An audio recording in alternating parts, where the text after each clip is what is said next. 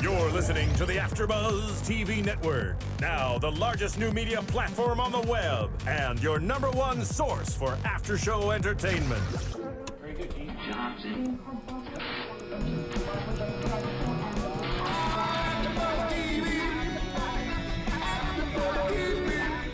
From the AfterBuzz Studios in Los Angeles, California, presented by Maria Menounos and streaming live thanks to Akamai Technologies, this is AfterBuzz TV's Orange is the New Black After Show. We'll break down tonight's episode and get you all the latest news and gossip. And now, another post-game wrap-up show for your favorite TV show. It's AfterBuzz TV's Orange is the New Black After Show. The animal, trap, trap, trap, till the cage is full. The cage is full, the day is new. And everyone's waiting, waiting on you. And you've got time.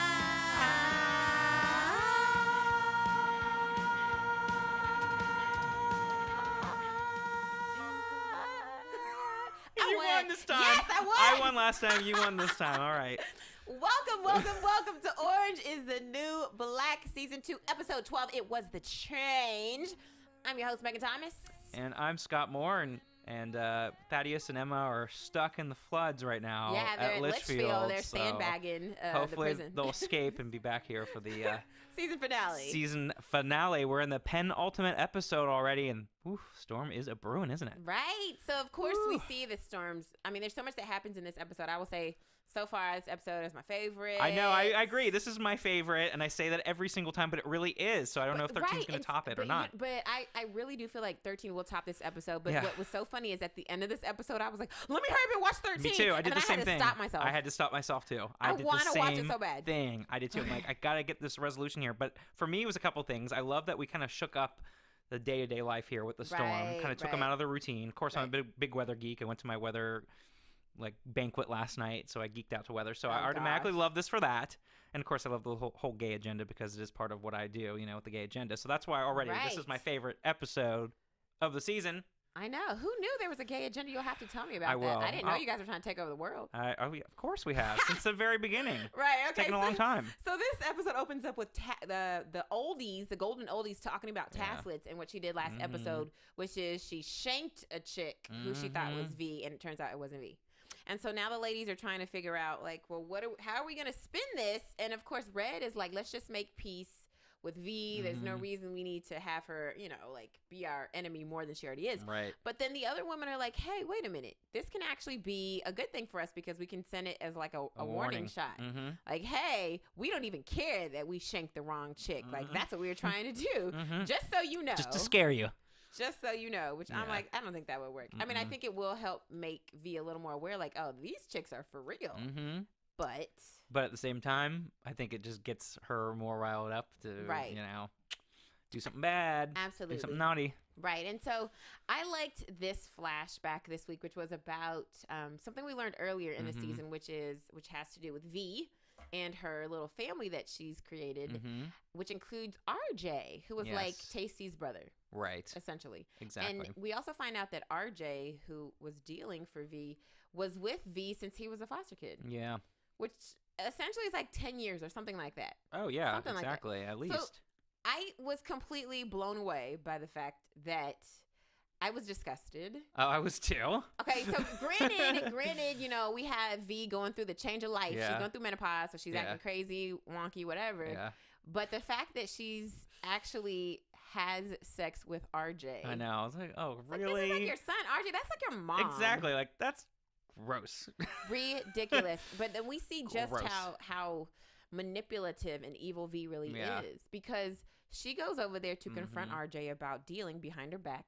Well, because she's finding out, which is another thing we learned too. She's got this cop police on payroll. Yeah, on her payroll too. Because I'm like, this woman has it down. She's got the cops on her side here. Right. And he's feeding her updates on stuff, and she's giving him kickbacks, and then she finds out from him that now RJ's involved, kind of he's breaking off on his own. Right, and so of course he's breaking away from, it's like the colonies all over again. He's wanting to break away from the queen right. and have his own private thing going on here on the side. She doesn't like that, so she of course basically not, absolutely not. Plots his death. Even though here I'll give him this, because when she confronts him, he doesn't lie and says, "No, what are you talking about? It's not true." He says, "You know what? Actually, I have, but I was gonna give you a cut. Why not? Why not?" Exactly. And it's of like, course, V's like, cool. She's like, "Oh, I must be going soft because I just, just love you so much. You're always my favorite." But why do you think she had to? Why didn't she just walk out? I know. I just. Why do you think she stayed to have sex with RJ? Well, the whole thing, I on one hand, I was like, is she do it because again, it's all about her, and she's like, she get a little bit, and then kind of use him, and then on her way out because. She doesn't. I don't know. That's why the whole thing was weird, like a weird manipulative. I think, and I guess that's what it had to do with just the manipulation. Yeah, of being the able fact to kind that, of have. Yeah. Like, okay, before I kill this little hot, sexy boy, yeah, I'm gonna have my way with him, and then also, and then kick send him out. to get a popsicle. Get a popsicle for me. The whole thing was so gross, especially when she's like, "Oh, you are a man now." It's like, "Come give your mama a kiss," kind of thing. I was like, "Oh, it's like gross." Gosh. And Lorraine Toussaint had her boobies out. She did. Oh my goodness. Yeah. You know what I wonder, because there's also the sex scene in this episode where Fig, just had sex with her husband, but she's like covered up. Covered up. So I wonder if it was this actress's choice, Lorraine Toussaint's choice, to have her boobs out. And I think if so, it was. like what is the negotiation? Like, hey, you can lay in the bed Yeah. and cover your boobs. Yeah. But if you show them, we'll pay you. Exactly, we'll pay you extra money. Because she didn't cover those things up. She honey. didn't, and she did not, and she rolled kept around with them.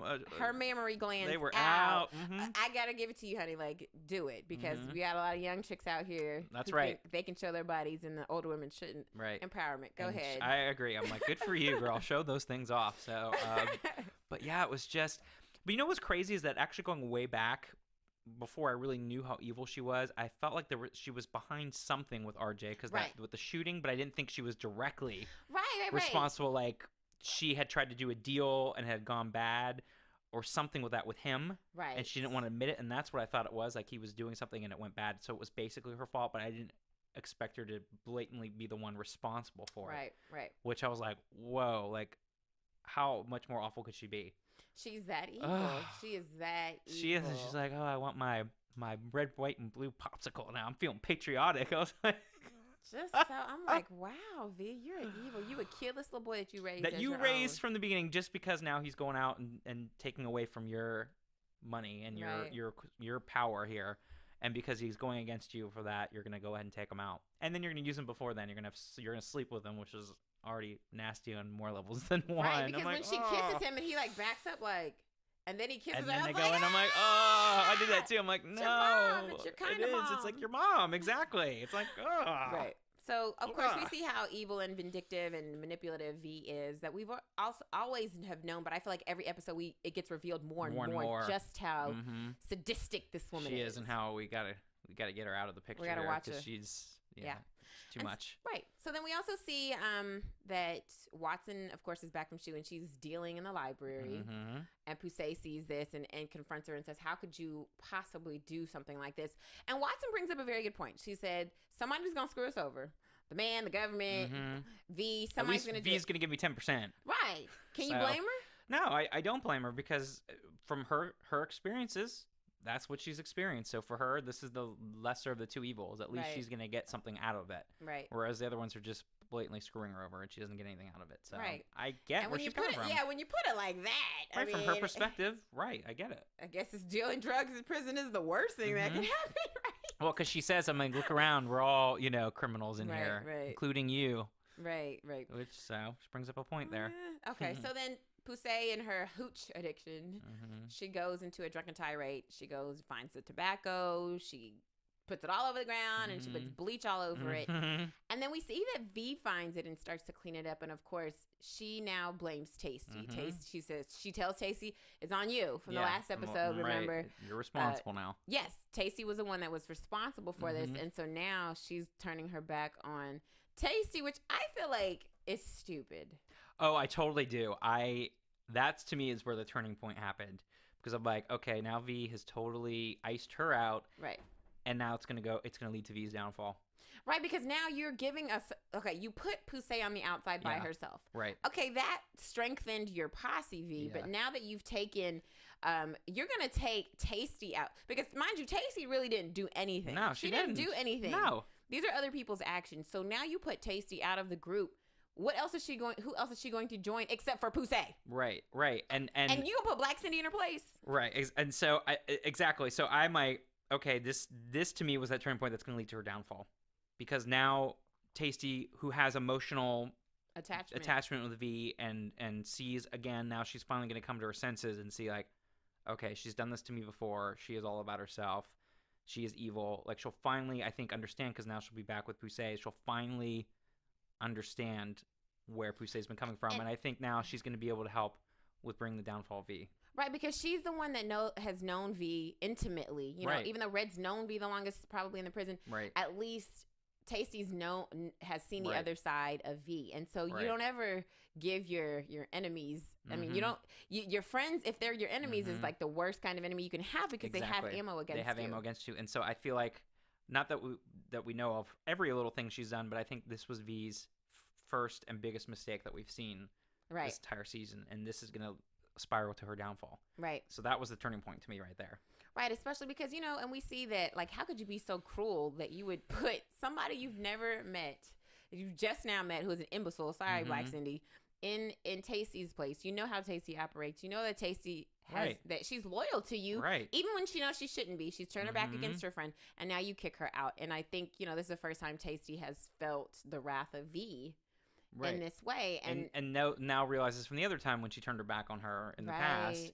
And now I think that's going to be this is the turning point where she's like, okay, no more. Like now I see the real woman here, and she's evil and awful, and that's going to lead to her downfall. So again, we see V, and it's happened to the point now where we see what she did with RJ. So obviously everyone's disposable to her. Right.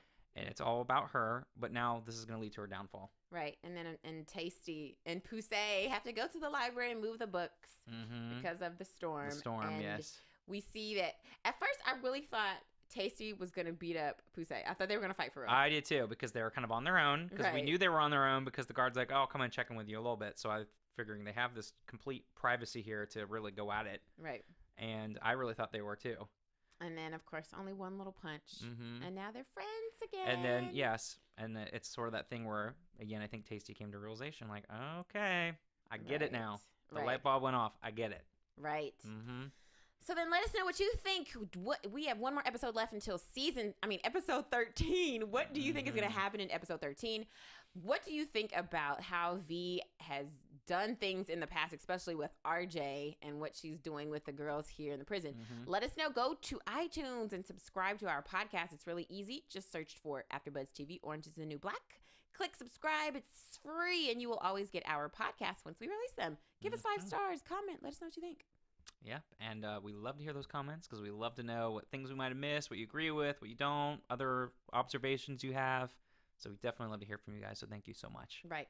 And so her Tropical Storm Wanda. Yes, she's been downgraded from a hurricane. She has been downgraded. Although she's getting wider. Which is so funny that the name of the guard is the same as... Of course. It's so hilarious. So yeah, we see that it has now affected the prison pretty severely. There's flooding there, so everyone has to go, like, it's camp, you know what I mean? So everyone's got to move upstairs, take their bunks. They get old Ensure to drink, which I thought was hilarious. I did too. I would drink it though, not like just. I would too. I mean, if I had prison food every day, I'd be like, yes, Ensure. I'm like, Ensure, exactly. The vanilla one isn't so bad. Right, it isn't. It's not so they get there. I'm gonna be a great old lady. Right, you're gonna make a perfect golden oldie. Yes, I will. That and my bingo. Okay, so we see that a lot of things have happened. The girls are sleeping dorm style, camp style.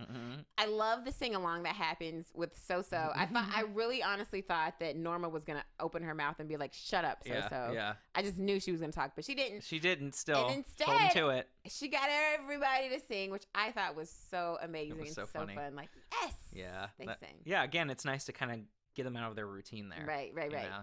And so then the other thing is we find out, and then we've got Leanne and what's the brown haired girl? I know, I keep forgetting her name. I know, it's so terrible. Guys, what's her name, please? You know, Leanne's friend. So we'll remember for 13. I know, we never forget her name. So then, okay, they go to the kitchen to steal nutmeg. So was it nutmeg? Because I'm like, what were they taking? Apparently, I mean, I didn't know this. I don't even know if it's true, but apparently, if you eat enough nutmeg, you get a high. I did not know that. Is that really true? Guys, tell us, because I put nutmeg on, Apparently, you're not eggnog. I'm not eating enough of it, apparently. Yeah. Or ingesting it. They were just eating it, right? They weren't like snorting it or anything. Who knows? They might have been. Because I saw that, because at first I thought, was it just labeled nutmeg, but that's where like the stash is or something, and it was some other weird drug that had been brought in through, V. I didn't know, because I thought that was weird. We didn't really get a clear thing of what it was unless you look up I think it is the nutmeg, because it looked like they were eating the nutmeg. So let us know if that's true. Can you really get high off of nutmeg? If so, they need to take nutmeg off these shelves. I know. How much do you have to actually have to like really do that to you? Right. And so then gives a whole new meaning to Connecticut, the nutmeg state now. When you're right. And then of course we see that Daya and Bennett are having their moment. He she says that she felt the baby kick, and he wants to name the baby Frank. And I'm like, really? There's no other name in the world that you could have picked. A lot better names. Right. A lot better names than that. No offense to anyone named Frank.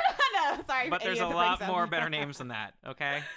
And so, we also see that, Scott's not much better either. I admit it. I'd change my name if I could, but... Megan's cool. And Megan is great. Great. So then, of course, we also see that Daya, they're not sure if it's going to be a boy or girl, but she feels like it's a boy because all the old wives' tale, one boob's bigger, and all that stuff. Yeah. So there might be a girl, too. And then we see that she has an issue with breathing as the storm starts to kick in. Well, and kind of like before, that whole confession ultimatum thing that she keeps doing them is really getting annoying, too. Right. It's like, you have to confess, you have to do this, or walk away. Like, it's just getting really obnoxious. Right. But yeah, she has an anxiety attack. And I think they're gonna. I think for the next episode they're gonna get caught. He's gonna get caught. Something's gonna happen because when she has the anxiety attack and the other officer comes over and tells her to do jumping jacks. First of all, I thought it was cruel. Like, oh, she's pregnant. I did too. I'm like, she's pregnant and she having an anxiety attack like that poor baby. I did the same thing. I'm like, what is he doing? Like, I really was like, what are you doing? How did he know that's all it was? Well, I mean, I knew it was anxiety. I mean, you knew it was an anxiety attack too, didn't you? No. Well, at first I did, but then I was like, oh my, it could be her going into early false labor. Oh, yeah, because the pressure lowers and with storms, and a lot of people do go into labor when women go into labor when storms come through. But I really did think it was anxiety attack because it just had all that kind of feeling. But I had no idea, as one who's had anxiety attacks, but I had no idea that jumping jacks or whatever would solve that. Especially being pregnant, I thought that just seems like awful to do that. Right. You already can't breathe, and now you're like jostling the baby by doing jumping jacks, I mean, you can work out when you're pregnant. That's not gonna. No, I know, but the jumping jacks, not breathing and everything, I thought she was just gonna like pass out. Right, because I thought she was going into labor, but we see that it actually does help, and Bennett almost loses it because he's telling the guard like, don't. Yeah. What are you doing? He almost showed his card as being the real father here, and then Elida doesn't make it any better because she's just like, are you gonna do something? Yeah, exactly. Yeah, so are I feel you trying to get them in trouble? They are.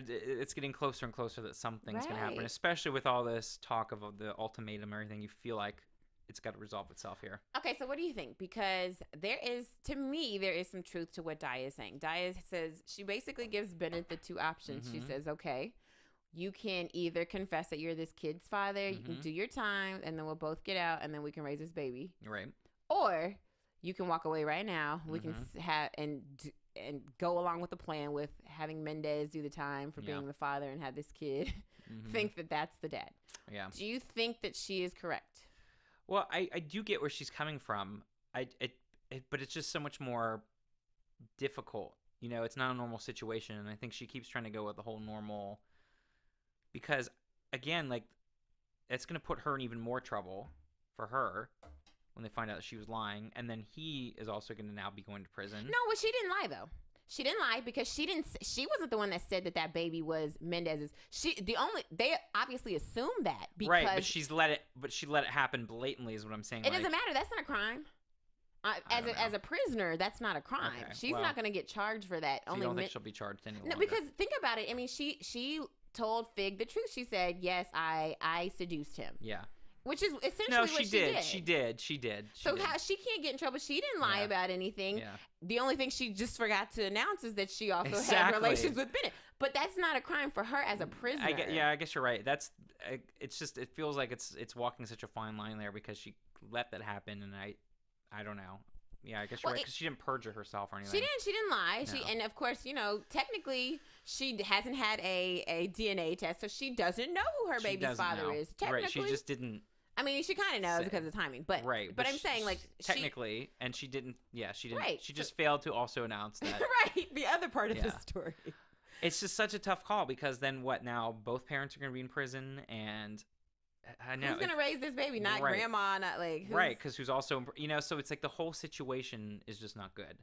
But I don't think. But here's the other problem with that is because who knows how long it'll be before Daya gets out. Hopefully she'll get out before Mendez. Because here's the thing. If Mendez got out of prison before she did, then guess who gets the baby? Exactly. Mendez. That's what I'm saying. Like, he would have the baby, and he thinks it's his. And then if Bennett goes to prison, they're not going to see each other.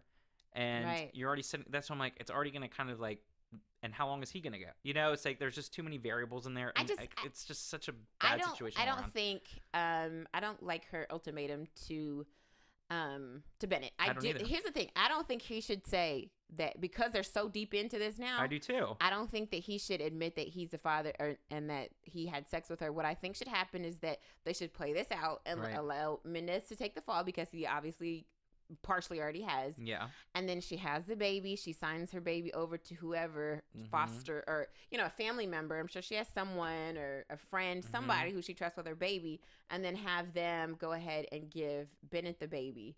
So when he's not at work, he can be with the baby. He can be with the baby. He can put the baby in daycare, and he can technically still raise the baby and nobody knows. Right. I think that would be the best option. Right. I do too. Although either if they don't get caught now in this season, something's going to happen with that whole plan in season 3. Then we'll get caught in the final episode, but it's just so messy. Happen. No, so I think they're gonna get caught because that we have to leave this season with like, what's gonna happen? Right, that's what I'm saying. Like, I feel like it has to happen in 13, but it's just it's such a messy situation. There's no like real winners in any of that. I know, because either way it's not good, but it also shows again how difficult it is on how morally and right and wrong things can be very tricky, and so you're seeing this here and you're seeing this play out. Right. It's such a gray area, and what is the right thing to do, and what is right may not be the best thing to do in a situation like this. Right, so, right. Very tough. Yes, and so then we also see that Pennsatucky and Counselor Healy are getting closer. He offers her free cookies. They have a little chat, a nice little chat when the lights are off. And then we see something that was brought up in season 1, which is all about how he has an issue with lesbians. Yes, he has this bizarre fixation, the end of men, this weird like fixation that we saw in season 1. And we're like, what is his deal? And then it kind of went away, so you kind of forgot about it, and they brought it back up again in full force. He doesn't like the lesbians because he feels like their agenda is to eradicate men completely. Just get rid of men, and the end of men, that book he tries to give to her, and just the bizarre. It's just bizarre. Right. Their whole agenda, and because Punk's is like, oh, I love Boo's tattoos and all for ink. It's really, and it's like she's cool. And so he's like, yeah, that's of course. That's what they try to do. They try to be cool to like bring you in, and I'm like, you in. Oh my god. And here, little Pennsatucky is, I think with her being ousted from her group, she is now, starting to be a little more open-minded because she's very anti-gay, anti-abortion, anti-everything, super. Or she tries to portray that she's very super conservative. So now that she's by herself, she has time to think and to kind of be a little more open. And so I love the fact that she leaves Healy's office. She goes and she's playing a game with Boo. Yeah. And then she really asks Boo, like, so what's up with this? What's with like, the agenda? And, what is so Scott, since you're gay, what is the gay agenda? Yeah. Well, I mean, obviously it is that we're trying to take over the world. I mean, it's just it's been a while to try to get our troops up to full force here. We're getting better though, as you see. It's been working. It's been centuries and centuries and centuries, like the vampires. It's just, and slowly but surely there'll be enough of us that will recruit, and then we'll initiate, and pretty soon we'll take over the world. It's slowly but surely. Wait. So in this, with the end of men, does that include gay men too? No, of course not. So the gay men can stay. But that's not right. We can stay. Right, we stay because we're not interfering with the lesbian agenda. Yes, the lesbian agenda and the reproducing part, because you got to have some around, so we can keep the human population going. Right. But they'll just be our population, it'll just be gay and lesbians. So what? No, everyone that's else will not be even out. true, because then if you keep the gay guys around, and it'll be test tube, like Healy says, it's all the tube babies and right. So then you have a test tube baby. Yeah. But what if the test tube baby's a boy and then he's not gay? So then do you get rid of him? We're working out the initiation. We're recruiting. So if it's all just us, we're just gonna that's what the whole thing, gay marriage and everything. We're just gonna have all the kids there, and we're gonna recruit them. It's all part of the plan. Just go with the plan. Right. They're all gonna be initiated, and so that's how we'll reproduce in laboratories and women. And so gay men are all about women empowerment, though, right? Of course. Okay, of course. I'm so pro woman. So pro woman. Absolutely. And of course, that's what Pennsatucky asks Boo. She's like, because think about it, the way Boo explains the gay agenda. Funny. I love how she's like, shh, like it's a secret. No, she totally goes because she sees how dumb right Punks is, that she could totally just let her act like it's so serious. Like, oh yeah. And then and the way Boo explains is like, hold on. It's not that bad. It's like a world run by women. Yeah. We're all empowering each other. Well, because Punks even says in Healy's office, no offense, but it hasn't been so good for me with men running things, Right. And so then, of course, Healy's like, oh, great, Yes. Takes the book away, and like you said, Boo's like, no, it's okay. And she's like, but what about the whole going down on women and everything? And Boo's like, well, that is part of the... That's a very big part of what we do, but... To be truthful, but, since you have your religious convictions, we'll try to, help you around that. Right. What did she say? She made us do it once or something? Like, yeah, just the initiation. Yeah, and then they don't tell us what... Obviously, we know what the initiation is, but she's like, but there is an initiation process, and it is true, guys. But That's how you get a part of the gay agenda. That's true. We do have the initiation. We don't haze anymore. That's, so 1980s.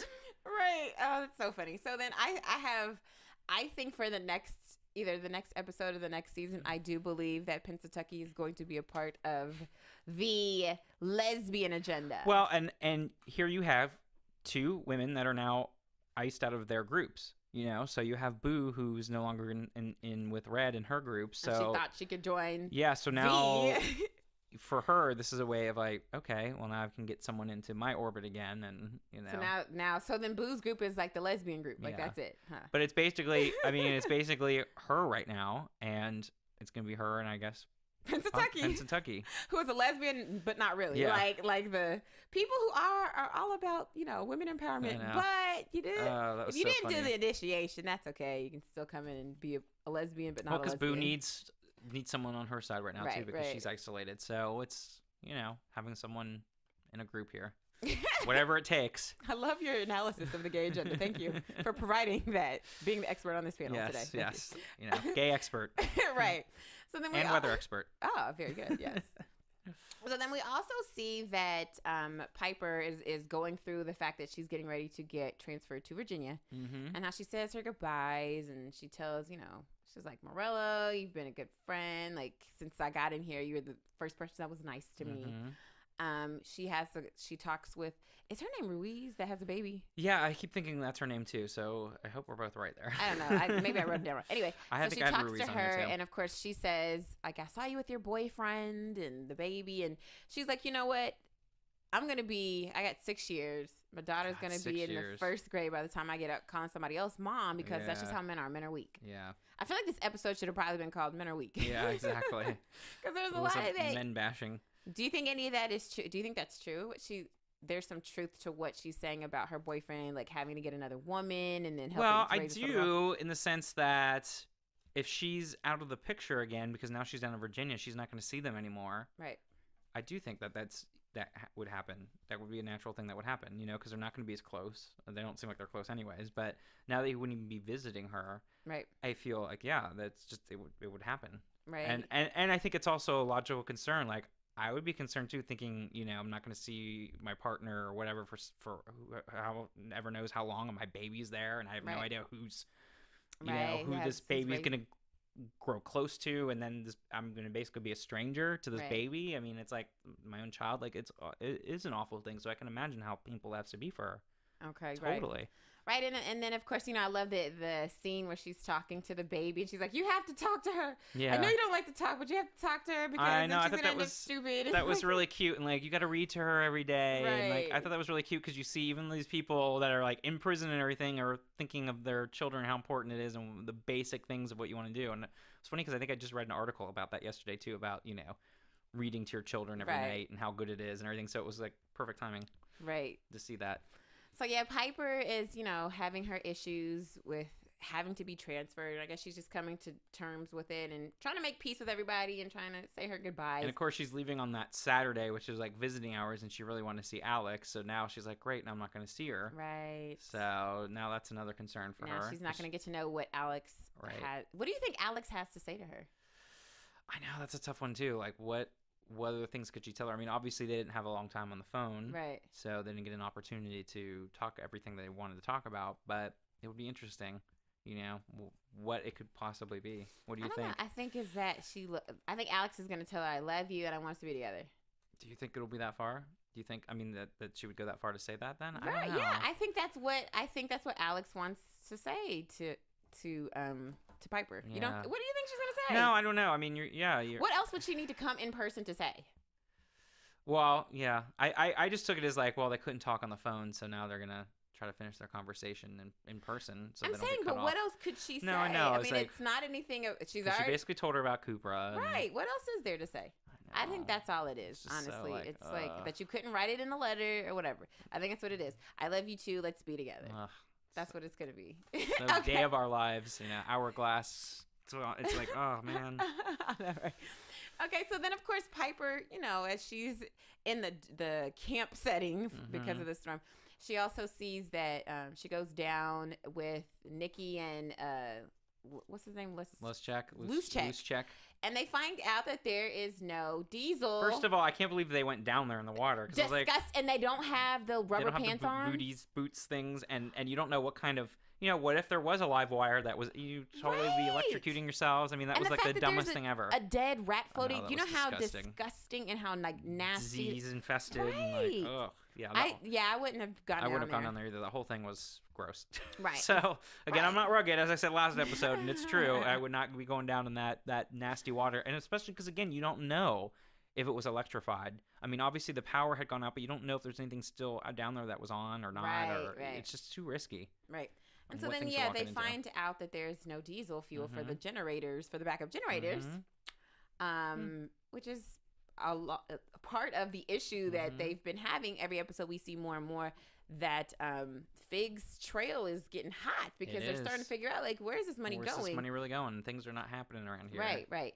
And so then Piper gets big for her britches, I would say, and decides the lights are out, everybody's sleeping, the guards are sleeping too. Let me go to Fig's office. I thought that was very bold of her. Oh, huge. But again, she's probably like, what do I have to lose now? I'm going to Virginia. I'm leaving. So they can tack extra months on to her. I mean, it's now or never, which we do kind of learn how long apparently she's supposed to be in prison for. No, we learned that in the first season.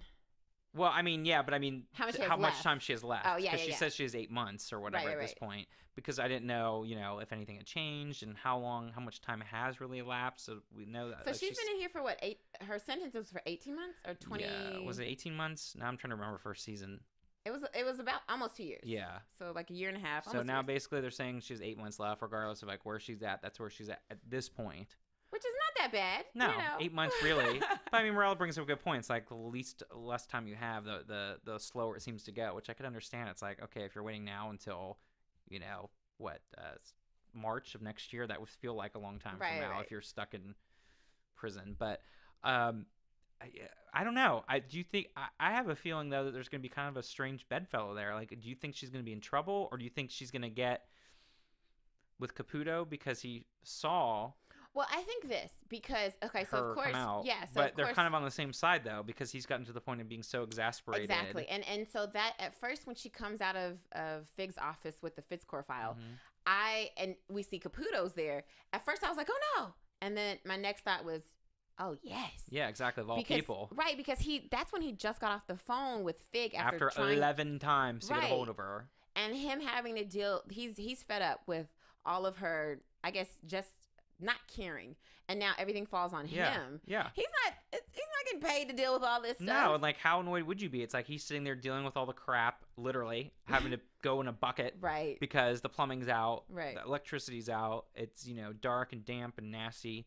And nothing's working, and then he can't get a hold of her. When he does, there's light jazz. Even says, "Is that light jazz playing in the background?" Like she's at this fancy soiree campaign finance fundraising party in the Upper West Side, having fancy hors d'oeuvres and, you know, hobnobbing and dressed to the nines here, and he's stuck back there. So I think, yeah, he's at the point where it's like, I am done with this crap.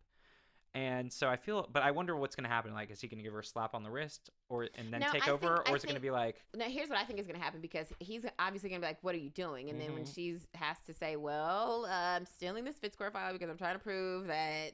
Yeah. That Fig is like stealing money. He's gonna be like, you know what? Makes sense. It makes sense, because that's the reason why we've had so many issues, because he's even brought up some stuff about, like, you know, when Fig said things to him about the vendors, we're gonna use certain vendor. Like, it's gonna make sense to him, and he's gonna go, you know what? Let's do it. Because he can't really be blamed, honestly, if the information gets out, because how would Fig know? Exactly. If the information gets out, if maybe he says, okay, I'll give this information to the reporter, because that's what the reporter was asking for. He's like, I need invoices. I need to know who these vendors are and where this money's going. So if he's the one that gives it to them, how would Fig know? Because by that point, it will be published information, and Fig will be going to jail. Yeah, it's sort of at that point now where we have so many other things going on. We have, you know, between her with the accountant sort of on it now too, by saying, oh, these numbers and these budget lines are kind of wonky. But I think the thing is, too, is like, I guess she has nothing to lose, but at the same time, would Piper want to say the truth because she doesn't know how deep it runs? Does she know if Caputo's involved? Like, you know, that's the thing you don't know, that she wouldn't know, is how deep this money foiling operation is going. But here's the thing. If he caught you at this point, like, what are you going to do? You can't lie, because he can just take the file out of your hand and see what you have. So if he was part of it, then he would know, like, okay, you're really getting in trouble for breaking into... But I think what happens is, when he's going to talk to her, she's going to tell him what happens, and he's going to go, oh, you know what? I'm going to help you. That's why I said I do feel like in the long run, it's going to be the strange bedfellows here, because they're on the same side with this. Right.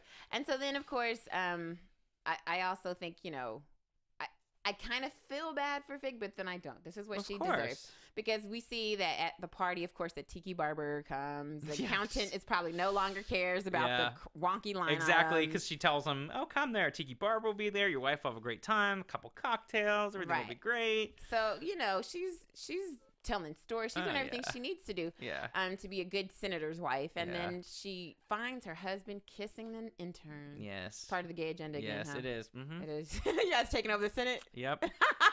Slowly but surely. Right. And so she, of course, and she feels bad. It was all that gay aid that made it happen, too. You know, he worked very hard. You'll be getting a raise next season. But, yeah, I mean, that was...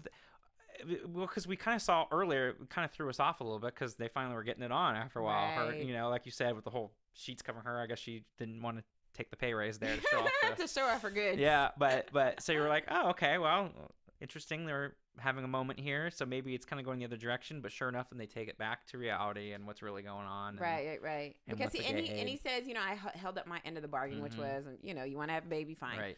But you got to hold up yours, keep this money coming so that we can fund this campaign. And it's then foolproof. He's now, like so bad with all that. Right. And now she knows why her husband has been so distant. Because he's been loving on that intern. Exactly. So I feel like now she's going to be completely broken. And I'm very interested to see what happens to her. I think this is the beginning of her downfall. Now that she knows. Agree. And the money trail is hot. Yep. This is the beginning of her downfall. Yep. We'll see it next episode. This episode had a lot to do with the beginning of downfall for people like her and V. Of course, so it's the beginning of downfall, I think, for Fig as well, because it's going to happen on both sides there. Between her and her husband and now the hot trail. And so we also see that Red and V, it's coming to a head here, because Red is very, very paranoid. She's asking Gloria for a knife. Yeah. I mean, she's paranoid, and, you know, you see how the V's group and then Red's group are like eyeing each other across the lunchroom all night, sleeping in shifts. I know, it's like, you know, it's definitely... It's too much. They meet in the greenhouse, and V, of course, is just like, you really tried to kill me. You killed the wrong person. You guys are stupid. Red spits in her face, which I mean, before you get to that, you have the whole part where Red goes after her outside. When No, this is at the beginning. Oh, at the beginning, when they're in the greenhouse. Yeah, remember? And, you know, when V says that, and you can see Red is, like, upset, because Red spits in her face. Oh, yeah, Red spits in her face, yeah. Like, oh, Red is starting to get serious. Forget all this truce stuff. Yeah, and then she's like, you're going to regret that. Right. Yeah. So, but she increasingly gets more paranoid, and then. But again, I get where she's coming from because now, there's the threats, and I would feel threatened too, especially because she knows V and she remembers what happened to her at the beginning, so she doesn't put anything past her. And the fact that V basically calls her out and knows where her son lives and says, "Oh, do you know how many, are in this area?" It just got real, folks. It did, and you don't bring nobody's family into this. So when she says that and she's like, "Oh, his house and this and that," of course she's gonna get angry. She spits. They have that whole thing, and then they have their battle out there, watching each other all night. Right, and so then I couldn't believe that Red actually tried to kill V, especially with some plastic wrap. Yeah. I couldn't believe that. I couldn't either. I think it was because at that point she had enough. Had enough, and there was nothing else to do, so she couldn't really have a game plan. She just knew she could get her when she snuck out to go to the bathroom. Right, and so then there's an unusual truce that they call. At this point, because I'm not gonna lie, when I saw the truce, I was like, you know what? I think maybe V really is tired. No. Maybe V really is tired of this crap. She's gonna keep, because they're not overlapping. V does the drugs and then Red does the goods. Right. So there's really no overlap. I really thought that there might actually be a truce. I didn't, because we feel like we've seen this before. If it was earlier in the season, I would have felt like okay, but the fact that V keeps doing that and then seeing what she did to her own quote unquote son and everything else in this episode maybe led to believe that no, she's not going to be happy until she's out of the way, because she's still competition, she's still in the way, and she's still going to have to deal with her in those groups. So I was like, no. I again thought, come on, Red, really? Like, after all this time, too, you're still going to be like with a truce? I know she's tired and everything, too, but I was like, this is not going to end well. But I also feel like it's sort of leading itself up to set up for a showdown here. Right, it is. Because now we've had 2 attempts on V. So now I'm like, the third time, is that the charm? So then this episode ends with V coming into the greenhouse behind Red. She has a sock, was it full of marbles? Yeah, or rocks or something. Yeah. And she beats the living daylights out of Red. And that's what we see. Right. I don't think she kills Red. I don't either. It's interesting because I hope somebody comes in. I feel like somebody's going to come in or something like that. So, yeah, I don't think she's killed her, but I did the same thing, and I've talked to people that saw 13, and they're like, then they asked me, like, well, do you think, because this is what they thought. They're like, I don't think she's dead. Someone else thought she was. I don't think Red's dead. I don't think she is, because I feel like then the show would just, she's one of the main characters. She can't die. She can't. And I also feel like at some point you have to take out the really bad person. So something's going to go down with V, because I feel like it's the way to resolve it, that you can't let this person be that evil and continuously get away with it. Right, and now she's already tried to get her comeuppance. Right, she's already tried to kill Red once. Yeah. You're not going to do it again. Right, and I also feel like now that we've had 2 strikes against V too, that it's set itself up that now the third time is the one that's going to work.